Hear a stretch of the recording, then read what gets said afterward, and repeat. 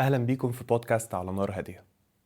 المكان ده معمول للهاي اتشيفرز، للانوفيتورز والانتربرينورز، وكمان للناس الامبلويد وبالأخص في مناصب إدارية. يعني لأي حد وقته مش ملكه وجدوله طول الوقت مليان وما بيفضاش. هنا بنحاول نخليهم يهدوا الريتم شوية ويحكوا لنا قصتهم، مش بسرعة ولا استعجال، ولكن على نار هادية. معاكم يور هوست أحمد جلال، وبوعدكم انه من خلال البودكاست ده هنقشر طبقات الروتين والضغط اليومي عشان نوصل للمعدن الحقيقي ورا كل ده. ومهمتي هي اني اخدكم معايا في سلسلة حوارات هادية نحاول ندور فيها على اجابات لأسئلة اوقات كتير بتتوه في وسط الدوشة.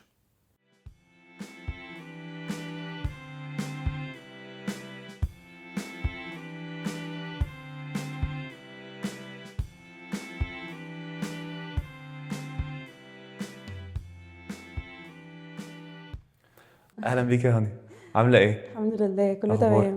انا مبسوط جدا ان انتي معايا النهارده، ومتحمس للحلقه دي بالذات عشان شايف انه ناس كتير قوي من اللي بتتفرج هتقدر من خلال الحلقه دي تشوف جانب هما ما كانوش واخدين بالهم منه في حياه الكونتنت كريتور. ده حقيقي. ف هما عرفوني من ساعة الفود بلوجرز على طول والريفيوز. صحيح. ايه بقى اللي كان قبل كده هما ما عندهمش فكرة عنه يعني. طب ما تعرفين عن نفسك؟ انا هانيا، عندي 26 سنة لسه تماهم. وبحب اعمل كونتنت قوي. يعني درست ماركتينج وحبيت ان انا اتعمق اكتر في الكونتنت كرييشن، وهي هواية وبدأت تاخد بقى ايه طريق مور بروفيشنال وبقى شغل اكتر. وبس ده اللي انا بعمله حاليا يعني. حلو. التايب اوف كونتنت بتاعك اغلبه ايه؟ فود ريفيوز. جميل. وامتى الموضوع قلب من هوايه لشغل؟ انا بدأت كونتنت كرييشن من حوالي 5 سنين، وانا اصلا خريجة اقتصاد وعلوم سياسية. دي برضو معلومة محدش عارفها يعني. كله بيجاس ان انا مثلا ممكن اكون خريجة تجارة او اعلام بما اني يعني بعمل كونتنت وكده، بس لا، انا اقتصاد وعلوم سياسية قسم اقتصاد. ودرست ماركتينج، حبيت الماركتينج جدا وحبيت ان انا اكمل فيه بعد الكلية واخدت كورسز. والكونتنت كرييشن بدأ من حاجة بقى انا اول مرة اقولها. انا اصلا كان عندي براند اوكي. بتاعه يعني هاند ميد جيفتس. انا اللي كنت بعمل الرابنج وبعمل هديه، فكره الهديه ذات نفسها. حلو. فعلشان اسوق لنفسي بدات اعمل كونتنت، اصور فيديوز من ميوزك، بس اصور فوتوز عاديه للبرودكتس وكده. بعد كده بدات اعمل ستوري تيلينج، احكي قصه الجيفت، اوكي. مين جايبها لمين وكانت عايزاها لايه وطلبت ايه، ومثلا مسج من واحده لصاحبتها عايزه تقولها لها ثرو الفيديو ده، بحيث ان هي تبقى الهديه تاتشبل وفي نفس الوقت meaningful من الفيديو اللي هي صاحبتها هتشوفه في الاخر.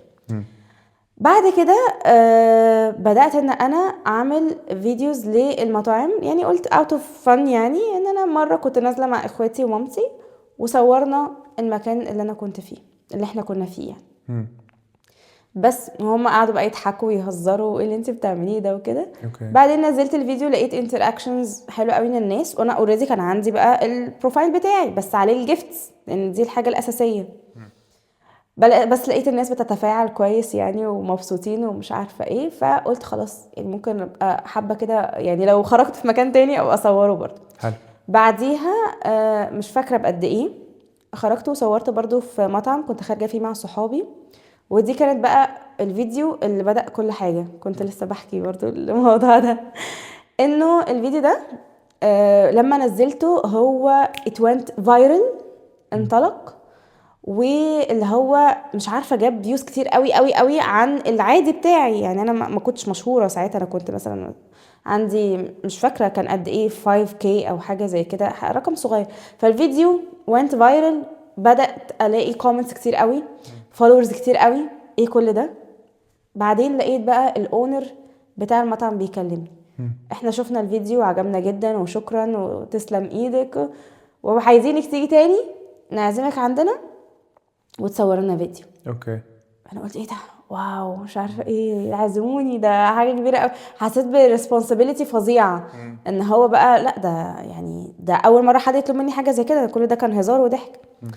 المهم رحت له وصورنا الفيديو، وانت فايرل تاني، يعني هو ما شاء الله هو رزق المكان بقى. ايوه.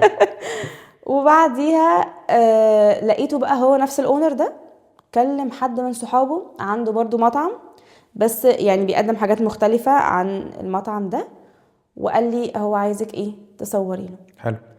رحت برضو وصورت، كانوا منزلين حاجات كتير قوي قوي قوي. انا اول مره اشوف كميه الاكل ده بيتحطوا ايه ده في ايه. اوكي. لدرجه ان انا يوميها عملت يعني الفيديو على مرتين 2 بارتس عشان حاجات فعلا كتير قوي اللي نزلت. وبدات اصور ها وبرضو سبحان الله الفيديوز بتاعت الراجل ده وينت فايرال. قلت بس بقى خلاص لقيت يعني نفسي في الحته الحمد دي. لله. بعديها فتره مم. لقيت واحده بتكلمني من ايجنسي بتاعت ماركتنج، قالت لي ممكن تبعتي لي الريت كارد بتاعك. يعني ريد كارد. يعني ايه ايوه. يعني ايه ريت كارد حضرتك؟ انا دخلت على جوجل وات از ذا ريت كارد، اكتشفت يعني ده فلوس. حلو. ماشي اللي هو ايه ده انتوا كمان يعني هتنزلوا لي اكل وتدفعوا لي؟ يا سلام، سلام. ده ايه ده الموضوع لذيذ قوي. مم. فطبعا كل ده كان حاجات فاني بقى وهزار وضحك ويلا ومش عارفه ايه وخروجه. مم. مع ابتدت تقلب بجد. الوقت الموضوع بدأ يقلب بجد، وبدأت ان انا اتعب في الكونتنت اللي بيتعمل، لانه طبعا في الاول خالص انت عندك كمية بقى افكار ممكن تتعمل رهيبة. مع الوقت بتستهلك الافكار دي، فبتبدأ ان انت طب اعمل ايه تاني، اجدد ايه تاني، اعيد نفس الفكرة، ولا طب اقلد حد، مش هينفع اقلد حد، طب اعمل ايه. فهو الموضوع بدأ بقى ان هو لا يبقى عايز بقى تفكير ومذاكرة، ونبدأ ان احنا نشوف نحط سكريبتس، نشوف طب ايه الفيديوز اللي جابت كويس مع الناس، ايه الفيديوز اللي لأ، نستدي بقى الموضوع. علشان كده احنا دلوقتي بقت الناس ده شغل. اوكي. يعني هم بيبعتولي تعالي جربي المطعم الفلاني الفلاني، وهم منتظرين اوتكم في الاخر، منتظرين فيديو كويس يريبريزنت المكان بتاعهم. يس. فما ينفعش ان انا يبقى كل حاجة كده ارتجال، صح. مع ان الارتجال بيجيب مع الناس كويس قوي. لحد دلوقتي برتجل شويه، بس لازم يبقى فيه حسيتي فريم بالمسؤوليه وقتها ان انت تبقى الموضوع يبقى فيه ارتجال، بس اتليست انا رايحه عارفه عايزه اعمل ايه، او ايه الحاجه اللي هتجيب مع الناس اكتر عشان ابتدي اكررها بالظبط في الكونتنت بتاعي. بالظبط. بس لحد بقى ما يعني بعديها اتخرجت من الكليه، وبدات ان انا اشتغل فول تايم جوب، وخلاص بقى يعني انا I have to choose ان انا يا اما اكمل في الكونتنت كرييشن، يا اما اسيب الجيفت شوب اللي عندي. ما الجيفت شوب كان لسه شغال. طب ايه انهي هنكمل في ايه ونسيب ايه؟ بصراحه الجيفت شوب كان بياخد مني وقت كتير قوي، كان متعب جدا جدا. حتى حسين جوزي يعرف الموضوع ده. هو كان بيحاول ان هو يرتب معايا حتى الاوردرز والاسماء الناس، وطبعا حاجات كانت يعني كاستمايزد. اوكي. فكل اوردر ليه طريقه معينه، هو مش اسطمبه مثلا، او هعرف ان انا بروديوس 100 برودكت ووزعهم. لا، هو كل جيفت ليها الكاستمايزيشن بتاعتها. فده برضو كان تشالنج. طب هنكمل في ايه وهنسيب ايه؟ قلت خلاص هكمل في الكونتنت كرييشن، ونسيب بقى موضوع الجيفتس. ومع الوقت برضو حصلت شوية مشاكل كده في الشغل اللي هو الفول تايم جوب بتاعي، تعرضت لاضطهادات كتيرة قوي بسبب الفيديوز. يعني انا كنت ساعتها مكملة في الفيديوز بتاعتي في الكونتنت كرييشن، واللي هو اتقال لي في وشي كده خلاص روحي بقى كملي في الفيديوز دي وسيبي الشغل ده لحد يستاهله. فانا اللي هو طب انا بشتغل مش مقصرة في شغلي، وبعمل يعني حاجة كده على جنب هواية اللي هي الفيديوز دي. هما بقى الناس بتبقى معتقدة ان انت بيدخلك ملايين من الفيديوز دي. ما يعرفوش ما يعرفوش الحقيقة. ان هو بجد وحتى لو واحد بياخد مثلا say amount of money كبير كل شهر، طالما انا مش مقصر في شغلي يبقى انت مالكش ان انت غير كده هو مش ستيبل. دي مش حاجة ستيبل ان احنا المفروض ان احنا نعتمد عليها طول حياتنا. يعني ان الواحد يبقى بيعمل كونتنت بس وملهوش فول تايم جوب، دي حاجات كتير قوي انت يعني اقل حاجه انت مالكش معاش مثلا.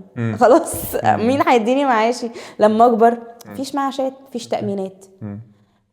مفيش طبعا حد يقولك اشتغل او ما تشتغلش، انت مدير نفسك. فلو انت مش شخص عندك مسؤوليه او عندك ديسيبلين، لو ما عندكش ديسيبلين خلاص الشغل بيبوظ. صحيح. مع الوقت هتبدا خلاص الدنيا كلها تديكلاين وخلاص. طيب والانرجي ليفلز برضو انا شايف ان هي يعني الموضوع معتمد اكيد على الديسيبلين بتاعك وانضباطك، بس اكيد انت مش هتصحى كل يوم قادر تقوم تعمل ريفيو وتصور وتمنتج فخليني اسالك السؤال هسالك أموت. السؤال بابسط صوره.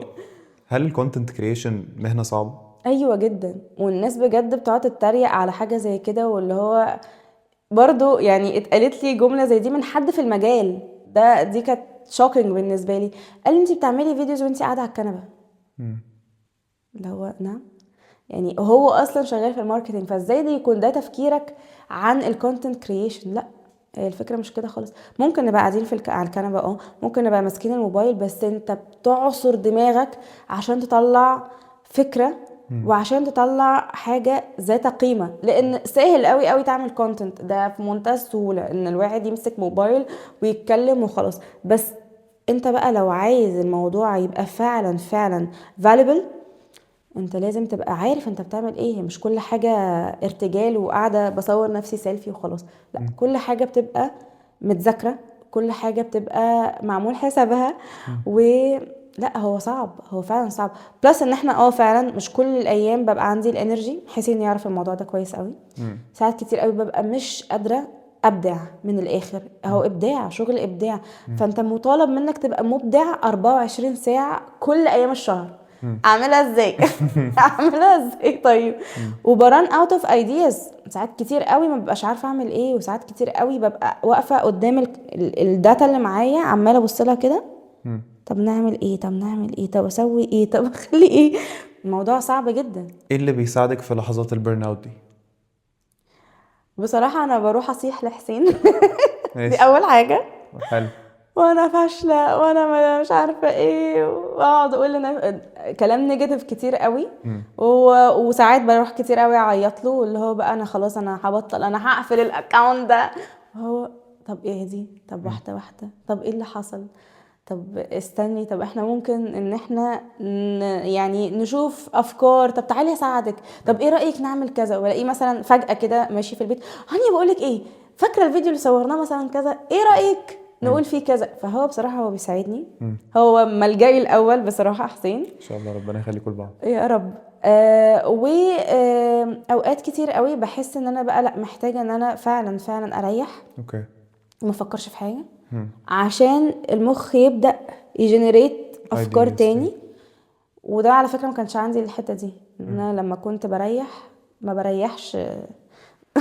اوكي. بتحسي بالذنب لما بتريحي؟ جدا. وببقى مريحه اللي هو قاعده ما بعملش حاجه بس بفكر في الشغل. طب ما احنا كده مش مريحين.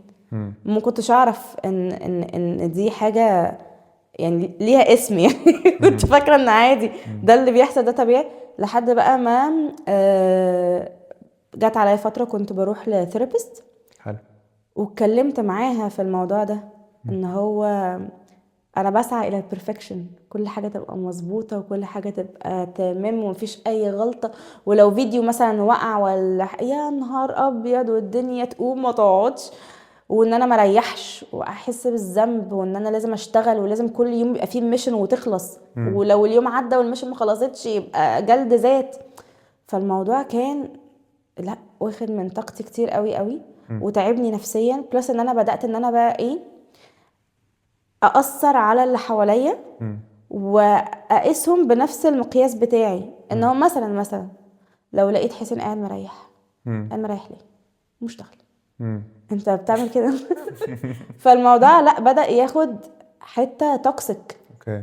وانا حسيت ان هو انا لو في يوم من الايام بقيت انا هقيس نفس يعني اداء عيالي وشطارتهم بالمقياس ده. انتوا بتنتجوا قد ايه؟ انتوا بتشتغلوا ولا لا؟ بتذاكروا ولا لا؟ بتتمرنوا ولا لا؟ لان انا برضو اتربيت طول حياتي ان انا ابقى شاطره في كل حاجه. اقتصاد وعلوم سياسيه يبقى جبت مجموع عالي، ده كده كده الناس عارفه. وكنت بطلة في السباحة، مم. وكنت اشطر واحدة في فرقتي، مم. وكنت وعندي فوق تقريبا 75 او 80 ميدالية ما شاء الله. من السباحة مم. والزعانف وغوص وإنقاذ. مم. الخماسي كنت بلعب جري وسباحة. مم. فشايف كم لعبة بتتلعب في نفس الوقت وكلهم بتجيب فيهم ميداليات وفي نفس الوقت بتذاكر وبتجيب درجات كويسة، فالموضوع كان مم. صعب. مم. مع الكلية بقى كنت لسه بعوم، مم. بعد كده وقفت واشتغلت، فلسه برضو في موضوع البرفكشنزم ده اوكي. لحد بقى ما بدأت الثيرابي. ايه اللي ساعدك في الثيرابي بالذات ان انت تتغلبي على البرفكشنست اللي جواكي؟ هي الدكتورة خلتني أفكر بطريقة مختلفة، هي فعلا أثرت في تفكيري كتير قوي. مم. بلس ان انا كنت بحاول اساعد نفسي، يعني هي ذات نفسها كانت بتقولي كده، بتقولي انت بتحاولي تساعدي نفسك، عشان كده الموضوع ما اخدش معانا وقت. حلو. ايه اكتر حاجة فرقت معاكي، او كلمة مثلا حسيت انك لما سمعتيها منها نورت لك حاجة في دماغك، او اللي كنت بتساعدي نفسك بيه وقتها عشان كده الموضوع ما خدش معاكي وقت؟ انا اصلا كنت رايحة يعني حاجة تانية خالص غير موضوع البرفكشنزم ده احنا اكتشفناه في مم. الطريق يعني كده لقيناه. فانا كنت رايحة لان انا كنت مثلا عندي ريليشن شيب في حياتي بايظة، مم. ورايحة لها اقول لها ليه مثلا فلانة دي بعدت عني. مم. ده كان عامل لي تراست ايشوز مش طبيعيه، مم. واللي هو بقى خلاص كل الناس هتبعد فجاه كده اوت اوف نو وير. مم. فهي قالت لي انت ممكن ان انت تعيشي وتموتي من غير ما تعرفي السبب، مم. ممكن تكتشفيه بعد سنه سنتين ثلاثه من دلوقتي. ف يعني كون ان هي بعدت، انت مش مسؤوله عن الموضوع ده، مم. انت مسؤوله عن افعالك انت. فهي كلمه ان انت مش مسؤوله عن افعال الناس، انت مسؤوله عن ردود افعالك تجاه افعالهم، دي اللي نورت لي حته في دماغي، وبدات ان انا فعلا امشي بيها مم. واطبقها على حاجات كتير خلتني اهدى مم. كتير. لانه انا كان كل ما حد يعمل حاجه بشيل نفسي الذنب. اوكي.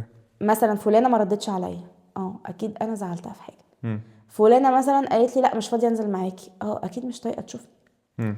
مش عارفه مين قال ايه، فاخد كل حاجه عليا انا. مم. لا، انت مش مسؤوله عن ردود افعال الناس، عن افعال الناس، انت مسؤوله عن رد فعلك. فبقيت بركز انا حدي الناس الانرجي بتاعتي ازاي، او حدي موقف انرجي ولا لا. مم. في حاجات كتير ممكن بقى اعديها، ما اديهاش انرجي. حلو. بحاول ان انا امرن نفسي على كده لان الموضوع صعب، اكيد. وانا اصلا شخص عصبي ده ما يبانش في الفيديوز، بس انا بتعصب بسرعه. مم. فان انا مش هحرق اعصابي على كل حاجه، مش كل حاجه هتهزني، ومش كل حاجه هتخليني اداوت ماي سيلف، لان ده برضو مم. السوشيال ميديا للاسف والناس كتير ما تعرفوش. احنا بنقرا الكومنتس وبنشوف المسجز اللي بتيجي، وفي ناس بجد مش بتبقى متخيله يعني تأثير الكلمة بتاعتهم على نفس اللي قدامهم. ما انت كتبتها على الموبايل وخلاص سبت الموبايل، طب انا لما اقراها هتعمل فيا ايه؟ في كلام كان بيتكتب وبيتبعت لي بجد لو انا ما كنتش بانيه نفسي صح كان هيهدني، كان هيخليني ان انا اوقف موضوع الكونتنت كريشن ده خالص. كلام لاذع جدا، والناس بتبقى شرسه قوي، مش بتبقى مدركه ان هي فعلا بتاذي الناس اللي هي البلوجرز او الانفلونسرز وكده، ما هم بني ادمين في الاول وفي الاخر. مم. لسه بيأثر فيك الكلام ده؟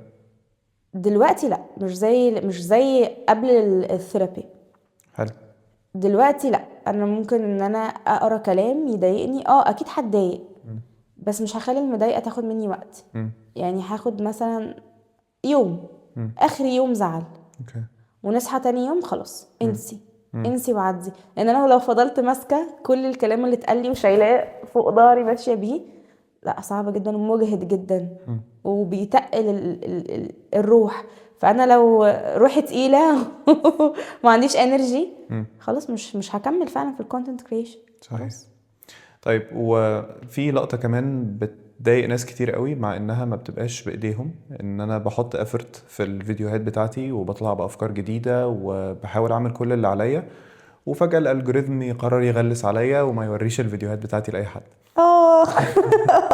والله العظيم دي ستراجل بجد بجد متعبة جدا، وبرضو دي الناس مش بتبقى واخدة بالها منها، انه فعلا الواحد بيدي انرجي ووقت ومجهود وكل حاجة في البيس اوف كونتنت اللي بيعملها، وتنزلها وحاطط ايدك على قلبك وتلاقيها جابت فيوز عبيطه قوي. فانا اللي هو قاعده، طب انا عملت ايه غلط؟ طب ايه اللي حصل؟ فانا دلوقتي طبعا دي حاجه زي كده برضو كانت بتخليني اروح اصيح لحسين اكيد ده كده كده الله يكون في وبص عونه يعني. الفيديو ومش عارفه ايه، اه وانا همسح وانا همسح برضو كل حاجه، انا همسح هقفل الاكونت همسح الاكونت كله، مم. هختفي من الوجود. مم. بعدين يعني مع الوقت اكتشفت انه يعني لو فيديو واقع ده سبب من سببين مم. او ثلاثه، خلينا نقول سببين الاول، لو لقيت الثالثه اقول. اول حاجه انه ممكن يكون الفيديو ذات نفسه مش كاتشي. طبيعي ممكن اكون انا شايفه ان هو حلو جدا ومخدوم جدا، بس الناس مش متفاعله معاه، بتسكرول. واسهل حاجه على الناس ان هي تعمل مم. سكرول. مم. يا اما هو وات ايفر الابلكيشن بيعمل ابديت او بيغير حاجه في الالجوريثم بتاعه فوقع الكونتنت. حلو. فاحنا عندنا حل من اتنين، مم. يا نشيل الفيديو نعدله وننزله تاني، مم. يا نسيبه. وساعات الله اعلم بلاقي الفيديوهات انطلقت بعدها بفتره، مم. بس ده طبعا مش بينفع في كل الحالات لانه اوكي. زي ما قلت اهو شغل. مم. فمثلا انا نزلت فيديو لمطعم اكس مثلا، مم. وهو مستني الامباكت بتاع الفيديو بتاعي، ما هو مم. شغل. مم. فيلاقي الفيديو واقع، طب يا فلانة الفيديو واقع هنعمل ايه؟ فانا ما ينفعش اقوله لا هو ده اللي عندي، ده حظك. ما هو الراجل مستني النتيجة. مش هينفع ان انا يعني اسيب الناس كده زي ما نقول ايه باحباط. يعني ما ينفعش احبطهم بعد ما هم كانوا حاطين امل وفيا وفي اللي انا ممكن اقدمه، وفي الاخر اقول لهم لا هو ده اللي موجود وانا ما فيش بايدي حاجة اعملها. وده اكيد بيحط عليك ستريس برضو. ف يعني لو جينا حطينا كل الستريس في كفة، بتاع ان انا لازم ابقى at a certain energy كل يوم او كل شوية لما يجي لي كامبين عشان اطلعها بالشكل المناسب، والستريس بتاع الاكسبكتيشن اللي العميل ده حاططها عليا، و كل الحاجات اللي بتيجي مع السوشيال ميديا بالالجوريثم بالتشالنجز كلها، ايه السبب اللي بيخليكي لسه عايزة تعملي ده برغم كل الحاجات الصعبة دي؟ اولا انه زي ما قلت في الاول خالص ان دي هوايتي ودي حاجه انا بحبها. فكون ان حد مثلا زي ما مثلا حد بيرسم، حد بيغني، حد بيعزف، حد بيعمل اي حاجه كروشيه مثلا او اكسسوارز او اي حاجه، دي هوايته. هو بيلاقي نفسه في الموضوع ده. حتى على فكره لو انا مش مطالب مني ان انا اصور حاجه، ساعات ببقى خارجه مثلا عادي خروجه عاديه تل ناو مم. وتلاقيني بطلع الموبايل وبصور. دي حاجه انا بحبها مم. رغم ان هي متعبه، بس انا بحبها. دي اول حاجة. تاني حاجة انه لما مع الوقت تشوف ان الناس فعلا بتقولك قد ايه انت مثلا اللي عملته معاهم فرق معاهم، مم. دي حاجة حلوة قوي. يعني انا اتقالت لي كذا مرة الحمد لله الحمد لله، ده من فضل ربنا، انه لا الفيديو بتاعك من ساعة ما نزلتيه واحنا لقينا حاجات كويسة وناس كتير وكان في اقبال والكلام ده. فطبعا انا اول مرة سمعت حاجة زي دي بسطتني جدا جدا. وبعد كده لما بس طبعا ما بتتقاليش في كل فيديو يعني، او حتى لو عمل كويس، بس مش كل الناس بالطبيعي، مش الطبيعي يعني انك كل ما تعمل فيديو حد يجي يشكرك عليه، هيجيلك لا صح. خلاص. مم. ولكن ساعات بتيجي ناس تقولك شكرا، لا انت فرقت معانا، لا انت اثرت معانا. ولما تلاقي حد مثلا طلب منك شغل مرة واتنين وتلاتة، لا يبقى انت اكيد اثرت معاه بطريقة كويس. حلو. ف دايما بريمايند ماي سيلف ان اللي احنا بنعمله ده يعني بيفتح ابواب رزق للناس. مم. بعد يعني طبعا ربنا هو السبب في كل حاجة، ولكن احنا زي وسيلة. حلو. وانه احنا بنساعد الناس فكملي. لانه انا ساعات يعني ممكن اي حد بيعمل كونتنت يقول ده انا شاطر، انا مفيش زيي، انا يعني مكسر الدنيا، وينسى انه ربنا هو اللي اداله مم. الموضوع ده، النعمة دي، وهو اللي قادر برضه ان هو ياخدها في اي وقت. صحيح. فاحنا لازم نحط ربنا هدف في كل حاجة احنا بنعملها. ولما نحط ربنا فعلا ان هو الاساس في كل حاجة، بتلاقي الدنيا متيسرة يعني أكيد. وماشية كويس. مم. بس لو بعتي لنفسك فويس نوت من 5 سنين وعارفة إن هانيا من 5 سنين هتسمعها، تقولي لها إيه في الفويس نوت دي؟ هل تقولي لها اجري أسرع شوية، ولا تقولي لها على مهلك اهدي شوية؟ يعني هقول لها ولا اسرع ولا اهدي. مم. نفس الريتم اللي احنا كنا ماشيين بيه، ولكن ما جلدش نفسي، مم. لان انا كنت بجلد نفسي جامد قوي. مم. وطبعا كان لازم كل يوم في حاجه اتعملت، فانا ساعات كتير قوي كنت بحس بالندم ان لو يوم عدى من غير ما اخلص الشغل اللي ورايا. بلس ان انا لما كان السكادجول بتاعي مثلا يبوظ، انا اكيد ببقى عامله سكادجول البوستنج يوم كذا هنزل كذا وهكذا. لما كان يوم يعدي من غير ما اخلص او انزل الفيديو في ميعاده، انا اللي كنت بجلد نفسي، مش الناس بس انا تيجي تقولي طب ليه ما نزلتيوش، لا انا بقوم بالواجب مع نفسي. فطبعا دي كانت حاجه قاسيه قوي. بعد كده اكتشفت ان هو مش نهايه العالم ان احنا مثلا لو اليوم عدى من غير ما نخلص الحاجات المفروض نعملها فيه، خلاص مش مشكله، مش نهايه العالم، واحده واحده. بس دلوقتي بقيت بعمل كده، مم. بس مش في كل الايام طبعا، ما بجلدش نفسي، اكيد في ايام بجلد نفسي، بس مش زي الاول طبعا، اتحسنت كتير عن الاول. حلو قوي. وده بتلاحظي ان هو بيخلي البيرن اوت او فكرة ان انا خلاص مش قادرة دي بتيجي بعد فترة اطول شوية من الاول؟ بالظبط الاول اه. كنت بتحرقي نفسك اسرع شوية. مم. كتير حلو. كتير كان الموضوع كمان، لا يعني صعب. طب ايه تاني فرق معاكي في الحتة دي؟ انه انا ما بقتش بسعى للبرفكشن، مش لازم كل حاجه تبقى زي ما انا متخيلاه من غير اي غلطات من غير اي حاجه. ساعات كتير بنزل مثلا فيديو انا مش مقتنعه بيه، وحسين عارف الموضوع ده كويس. مم. الفيديو ده بقول له بص انا مش طايقاه، لا لا لا لا مش عاجبني، مع انه عاجب الناس مم. اللي هو صحاب المكان. مم. والاقي سبحان الله الفيديوز اللي ببقى حاسه تجاهها بالشعور ده بتفايرل. طب ايه؟ والفيديوز اللي اكون ساعات يعني اللي ايوه بكون ايوه فاهم. حباها قوي، مم. وبقول له بص الفيديو ده هينزل يكسر الدنيا. مم. فهي دلوقتي خلاص بقيت اللي هو لا، ما هي ملهاش مقياس، مم. فعلا فعلا ملهاش. احنا ذات نفسنا الكونتنت كرييتور مش عارفين يعني نقول لك لو عملت واحد اتنين تلاتة مم. اجارنتي ان انت تحصل مثلا على النتيجة المعينة. عايزك تختاري واحد من الخمس حاجات دول، وبناء على اختيارك هسألك سؤال وهنختم بيه. عندك اوكي. قطع شطرنج، فيل، جمجمة، سلحفاة مقلوبة على ظهرها، وغزالتين. كل واحد فيهم بسؤال معين، فاختاري سؤالك. انا كنت فاكرة السلحفاة بتعوم لحد ما عرفت ان هي مقلوبة على ظهرها قلت خلاص مش هختارها. فممكن الغزلتين. حلو. الغزالة دي ما ينفعش تعيش من غير الغزالة اللي جنبها، اوكي. فمين حد بيفكرك بالغزالتين دول؟ هو حسين جوزي طبعا. وجهي سالة الحسين as your life partner، وقولي له تحبي تقولي له ايه؟ احب اقول له ابص له طيب. قولي له سلام. ان هو شكرا ان هو مستحملني، وان هو لا مش هبص له، حاجات ايموشن. خلاص بصي للكاميرا. عايزه اقول له ثانك يو ان هو مستحملني، وان هو بيشير معايا كل حاجه زي النهارده مثلا. و ميرسي ميرسي ان هو فعلا ملجئي. مش عايزه.